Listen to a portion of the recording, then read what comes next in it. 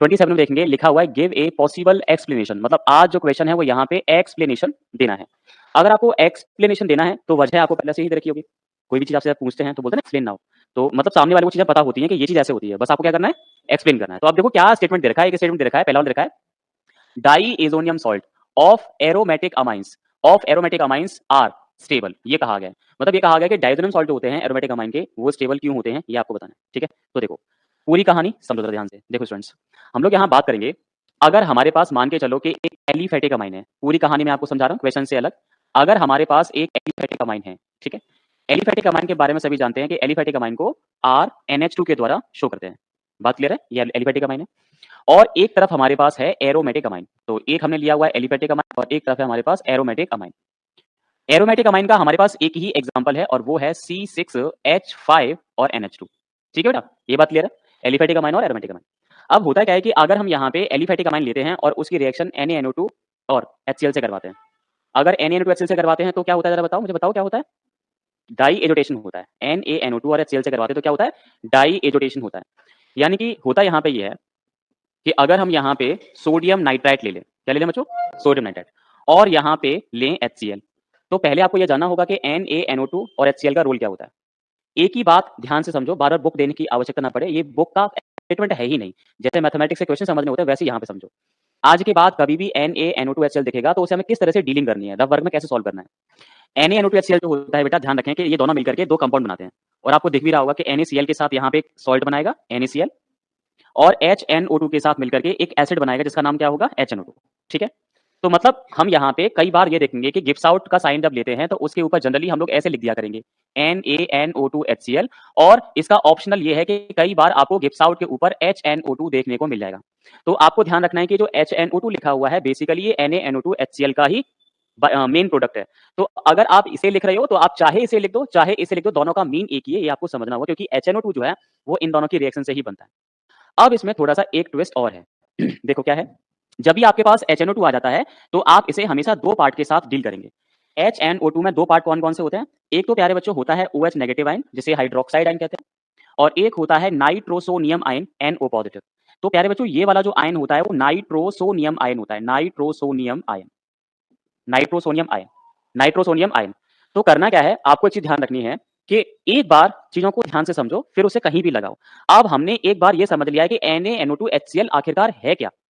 तो सर ने पहले ये बताया कि NaNO2 HCl के साथ अगर किसी कंपाउंड की रिएक्शन करानी है तो एक्चुअली होगा क्या वहां पे। तो सर ने बोला कि ये दोनों कंपाइल करके एक तो हमें देते हैं सॉल्ट NaCl, जिसका यहाँ पे कोई रोल नहीं है, वो तो एक सॉल्ट है, लेकिन HNO2 जिसे नाइट्रस कहा जाता है, नाइट्रस एसिड। तो सर ने पहले तो हमें यहाँ पे ये बताया कि एग्जाम में क्या होता है या बुक्स में या नोट्स में क्या होता है, कभी कभी गिव्स आउट के ऊपर NaNO2 HCl लेते हैं और कभी HNO2 ले लेते हैं, दो ही चीजें होती है, दोनों में से कोई भी सेम ही चीज है।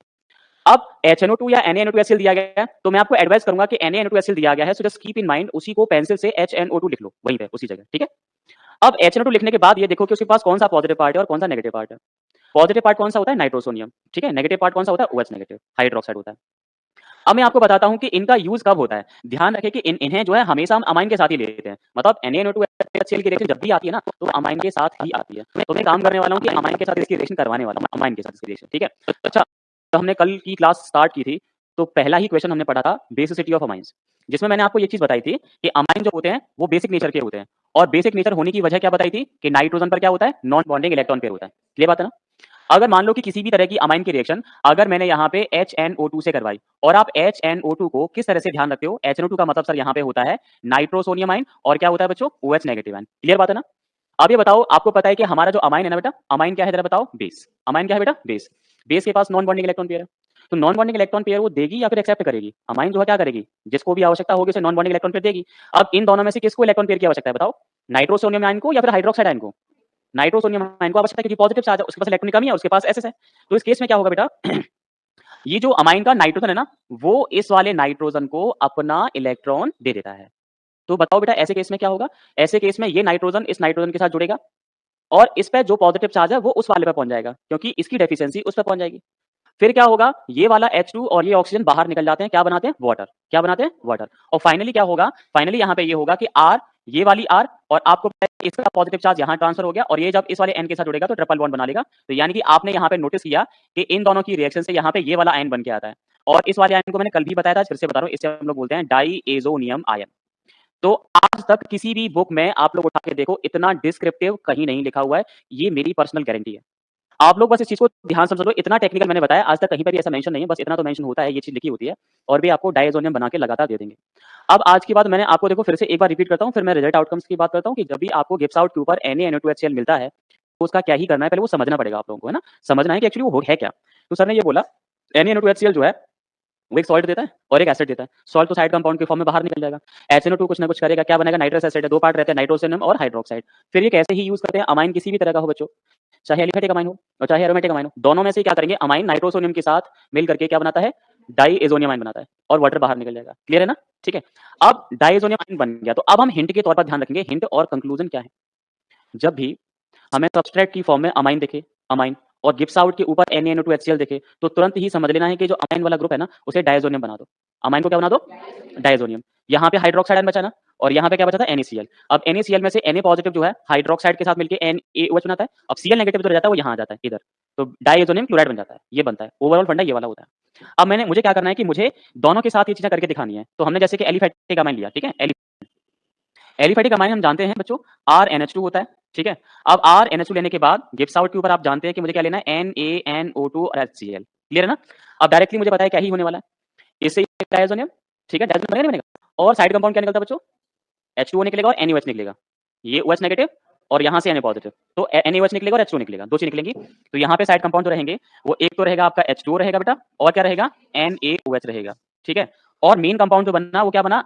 ये हो गया R और ये हो गया N, ये ट्रिपल बॉन्ड N और यहाँ पे डायज़ोनियम और क्लोराइड है ना, तो चाहो तो साथ में लिख दो और चाहो इसे अलग से लिख दो। तो मैंने अलग से लिख दिया, क्योंकि मेरा जो इंटेंशन है मुझे जो समझाना है ना, मैंने उस चीज़ के लिए थोड़ी देर के लिए अलग से लिख दिया। अब यहाँ पे ये क्लोराइड आयन है, ये है बच्चों अपना chloride ion, this is chloride, chloride ion, ठीक है? R क्या होता है बच्चों? अल्काइल होता है। R क्या होता है? अल्काइल, और इसका नाम तुम जानते ही हैं, ये डायज़ोनियम है, अल्काइल डाइएज़ोनियम आयन। बात यहाँ पे ये है, सर ये कहना चाह रहे हैं, क्या ऐसा पॉसिबल है? मतलब मैं इमेजिन कर रहा हूँ, मैं सोच रहा हूँ, ये जो मैंने यहाँ पे कर दिया है, एलिफैटिक अमाइन जो यहाँ पे ली थी, ये जो अमाइन है प्यारे बच्चों, ये अमाइन यहाँ पे एलिफैटिक अमाइन है। कैसी अमाइन है बच्चों यहाँ पे? ये जो अमाइन है बेटा यहाँ पे एलिफैटिक अमाइन है। तो क्या एलिफैटिक अमाइन ऐसा कर सकती है? तो हमें ये जानना पड़ेगा कि एलिफैटिक अमाइन क्या अल्काइल डाइएज़ोनियम सॉल्ट बना भी सकती है, कि ऐसे ही हमने बना लिया? यही जानना है। इसे जानने के लिए काम करो, इसे जानने के लिए ना डाइएज़ोनियम को ना अलग कर दो। तो ऐसे इसे कैसे अलग करेंगे? एक काम करते हैं, ये वाला बॉन्ड ना ब्रेक कर लेते हैं। तो जब बॉन्ड ब्रेक करोगे तो पॉजिटिव चार्ज इसके ऊपर आ जाएगा और N2 तो बाहर निकल ही जाएगा। तो मतलब होगा ये कि इसके बाहर जाने से 2 चीज़ें बनेंगी। क्या बनेगी? एक तो N triple bond N triple bond N क्या होता है? नाइट्रोजन गैस होती है, और यहाँ पे बनेगा R और यहाँ पॉजिटिव, ठीक है? और ये क्या है? ये है बच्चों अपना कार्बोकैटायन। क्या है बच्चों, ज़रा बताओ ये? और आप जानते होंगे कार्बोकैटायन के बारे में, कार्बोकैटायन क्या होता है? कार्बोकैटायन अनस्टेबल होता है। कार्बोकैटायन कैसा होता है? किसी भी तरह का कार्बोकैटायन जो होता है वो अनस्टेबल होता है, at least at room temperature, यानी कि ये रूम टेम्परेचर पे भी नहीं बन सकता। तो अगर कार्बोकैटायन नहीं बन सकता है, इसका मतलब डाइज़ोनियम आयन भी अल्काइल का नहीं बनेगा। यानी कि हमने कॉपी पे लिख के तो बताने की कोशिश की है कि ऐसा बन सकता है, but it is not possible. तो एक बात हमें यहाँ पे सीखनी है, एलिफैटिक अमाइन डाइएज़ोनियम सॉल्ट नहीं बना सकता। एलिफैटिक अमाइन डाइएज़ोनियम सॉल्ट नहीं बना सकता। एलिफैटिक अमाइन डाइएज़ोनियम सॉल्ट नहीं बना सकता। क्लियर है ना? यहाँ पे डाइज़ोनियम सॉल्ट नहीं बनेगा। ठीक है ना बच्चों? क्योंकि डाइज़ोनियम सॉल्ट बनने के बाद अगर हम नाइट्रोजन गैस को अलग करते हैं तो अनस्टेबल कार्बोकैटायन बन के आता है। तो यहाँ पे समझ में आ गया, समझ में ये आया कि यहाँ पे हमने लिखा, यहाँ पे समझ में आया, यहाँ पे हमें समझ में आया। समझ क्या आया बताओ जरा? समझ आया कि एलिफैटिक अमाइन, समझ आया कि aliphatic amine, aliphatic aliphatic amine, aliphatic amine diazonium salt, diazonium salt form नहीं करते हैं, है ना? डाइएज़ोनियम सॉल्ट फॉर्म नहीं करते हैं। ये बात क्लियर है कि नहीं क्लियर है, बताओ जरा? मतलब एलिफैटिक अमाइन तो डाइएज़ोनियम सॉल्ट नहीं बनाने वाले। लेकिन क्वेश्चन जो बोला है वो किसकी बोला है? एरोमेटिक अमाइन की। और वो बोला है क्यों, कैसा है? स्टेबल है, तो कुछ ना कुछ वजह तो होगी क्यों स्टेबल है। एलिफैटिक का तो नहीं है, एलिफैटिक का कैसा है? अनस्टेबल है। बट एरोमेटिक में ऐसी क्या वजह मिलती है जिससे कि स्टेबल हो जाता है? So let's see. अब क्या करना है कि हमें आर की जगह क्या करना है, यहाँ पे लेके आनी है बेंजीन की रिंग। ठीक है बच्चों? तो हमने यहाँ पे NH2 लिया और NH2 में यहाँ पे लगा दिया बेटा बेंजीन की रिंग, है ना? ये लगा दी बेंजीन की रिंग। और आप जानते होंगे सभी कि ये जो है वो क्या है? एनिलीन है। और एनिलीन है क्या? एनिलीन एक एरोमेटिक अमाइन। एनिलीन है क्या बच्चों, जरा बताओ? एक प्रकार का एरोमेटिक अमाइन है, ये एक एरोमेटिक अमाइन है। ठीक है? अब जैसे वहां पे किया था वैसे यहाँ पे भी करना है। करना क्या है जरा बताओ? अगर हम इसकी NaNO2 और HCl से देखते हैं, सभी जानते हैं कि जो साइड कंपाउंड्स होंगे वो क्या होंगे? एक तो H2O होगा और क्या होगा? NaOH होगा। और अमाइन ग्रुप जो है वो डाइज़ोनियम में चेंज हो जाएगा। डाइज़ोनियम में चेंज होगा तो मतलब N triple bond N positive, और यहाँ पे बेंजीन की ये वाली रिंग आ जाएगी बच्चों, और उसके बाद यहाँ प्लस करके Cl नेगेटिव। अब हमें ये जानना है कि ये जो डायज़ोनियम जो बना है बेंजीन रिंग का, क्या ये स्टेबल है कि नहीं है? और अगर स्टेबिलिटी की वजह तो बतानी पड़ेगी ना हम लोग को। तो कैसे? जैसे हमने वहाँ किया था, वैसे इसको भी करो। क्या करने वाले हैं ज़रा बताओ? यहाँ से इसको ब्रेक कर दो, बॉन्ड को ब्रेक कर दो ज़रा। तो बॉन्ड को ब्रेक करोगे तो आपको पता है कि यहाँ पे 2 पार्ट मिलने वाले हैं, है ना? 2 पार्ट मिलेंगे ना? कौन-कौन से मिलेंगे? एक तो नाइट्रोजन गैस और एक क्या मिलेगा? एक मिलेगा फिनाइल कार्बोकैटायन मिलेगा, फिनाइल कार्बोकैटायन। यानी कि कार्बोकैटायन बेंजीन के ऊपर यहाँ पे आ जाएगा। ये आ गया ना? अब मुझे बताओ क्या ये कार्बोकैटायन स्टेबल है कि नहीं है? सर ये स्टेबल है। पता है क्यों? क्योंकि ये क्या करेगा? रेजोनेंस बनाएगा। क्या करेगा? रेजोनेंस बना करके ये अपने आप को क्या कर लेगा? स्टेबल। जैसे इस वाले कार्बन के पास अभी क्या है? इलेक्ट्रॉन की डेफिशिएंसी है। फिर ये वाला कार्बन इसकी कैसे हेल्प करेगा? ये यहाँ से पाई इलेक्ट्रॉन को इसको दे देगा, तो पॉजिटिव चार्ज यहाँ आ जाएगा। और ऐसे ही रेजोनेंस होते-होते एक रेजोनेंस यहाँ आएगा, एक रेजोनेंस यहाँ आएगा। तो रेजोनेंस होते-होते ये वाला जो है, वो किसकी वजह से? रेजोनेंस होने की वजह से कैसा हो जाएगा? स्टेबल। तो यहाँ पे उन्होंने लिखा this is the phenyl carbocation. Phenyl carbocation, phenyl carbocation is stable. Stable और किस वजह से? Due to resonance, due to resonance. तो रेजोनेंस होने की वजह से फिनाइल कार्बोकैटायन स्टेबल है। तो अगर फिनाइल कार्बोकैटायन स्टेबल है तो क्या बेंजीन डाइएजोनियम आयन बन सकता है कि नहीं बन सकता? जरा बताओ। यस, तो बेंजीन डाइएजोनियम आयन जो है बन सकता है। तो यहाँ पे ओवरऑल स्टोरी जो है मैंने आपको पूरी बता दी है। अब यहाँ पे ऐसा कुछ नहीं बचा जो स्लाइड पे नहीं लिखा डाइएजोनियम आयन के बारे में। तो डाइएजोनियम सॉल्ट जो है एरोमेटिक अमाइन का स्टेबल है, उसकी वजह जान के ना आप लोग, क्योंकि डाइएजोनियम आयन जो होता है वो रेजोनेंस कैसा होता है? स्टेबलाइज होता है।